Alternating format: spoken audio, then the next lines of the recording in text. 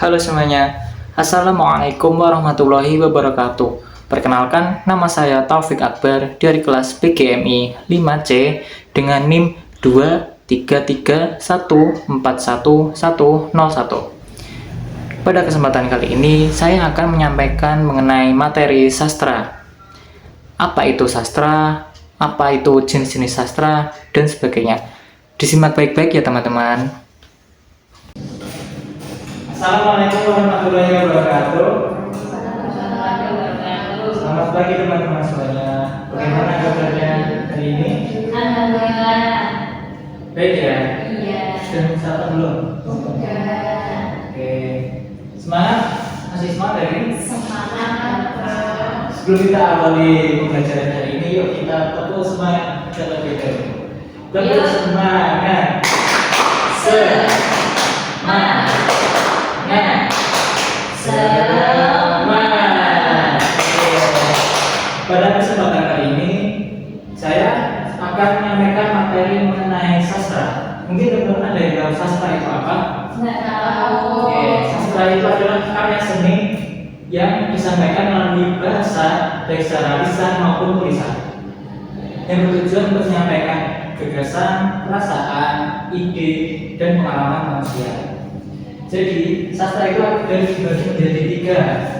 Ada sastra berdasarkan ragam, berdasarkan waktu,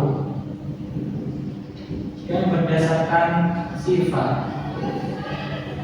Mungkin teman-teman ada yang tahu apa saja yang berdasarkan ragam maupun sifat? Nggak tahu. Oke, saya akan jelaskan satu persatu ya. Oke, berdasarkan ragam, ada prosa, puisi, dan drama. Prosa adalah karya sastra yang ditulis dengan bahasa sehari-hari tanpa terikat aturan rima, irama, dan jumlah baris sebagainya. Nah, contoh dari prosa yaitu cerpen, novel, dongeng, dan lain sebagainya. Oke. Selanjutnya ada puisi. Puisi yaitu karya sastra yang menggunakan bahasa yang indah, padat, dan terikat oleh rima, irama, bait, dan sebagainya. Puisi bertujuan untuk menyampaikan gagasan perasaan dan ide dengan cara estetik. Jadi ada bedanya ya prosa dengan puisi. Kalau prosa itu ya bahasa sehari-hari, kalau puisi itu terikat dengan rima irama. Nah, contoh puisinya yaitu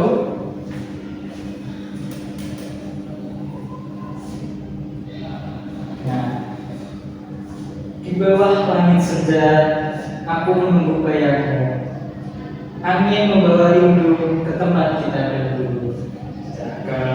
Oke, selanjutnya kita mempelajari drama.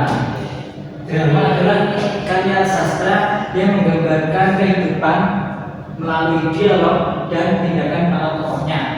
Biasanya drama ini dipentaskan di atas panggung. Nah, ciri dari drama yaitu mengandung konflik antar tokoh dan menggunakan dialog sebagai alat utama untuk menyampaikan cerita. Selanjutnya kita akan membahas sastra berdasarkan waktu. Sastra berdasarkan waktu ada dua, yaitu sastra lama dan juga sastra baru. Oke, yang tahu sastra lama itu apa? Oke, kita akan mempelajarinya satu persatu, yaitu sastra lama. Sastra lama itu berkembang pada abad sebelum 20. Sebelum 20 itu sastra itu sudah berkembang, dan sastra ini diwariskan secara lisan maupun tulisan, dan itu tidak ada pengarangnya, tidak diketahui pengarangnya karena sudah sangat lampau. Contoh dari sastra lama yaitu syair, pantun, gurindam, hikayat seperti itu. Kemudian ada sastra baru. Sastra baru itu muncul setelah abad ke-20 dan sifat cirinya itu lebih bebas bentuknya dan aturannya itu lebih bebas juga dibanding dengan sastra lama itu lebih bebas yang sastra baru.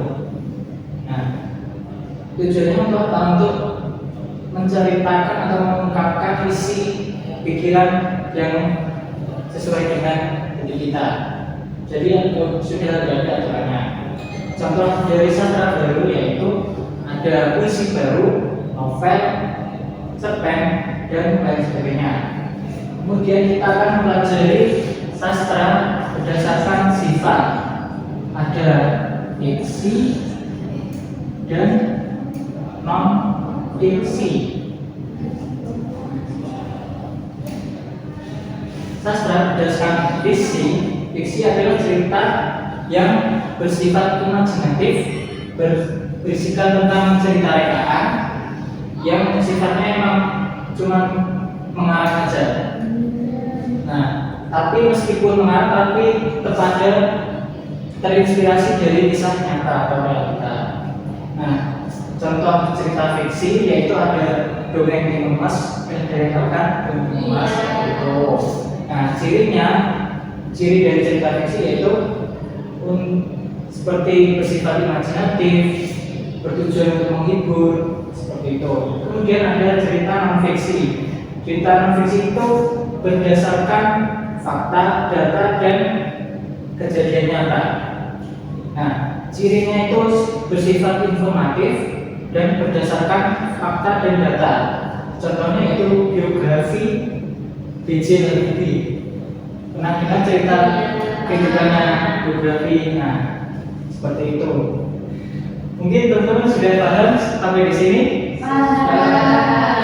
Oke, setelah semua saya sampaikan, semoga teman-teman dan semua yang menonton sudah paham.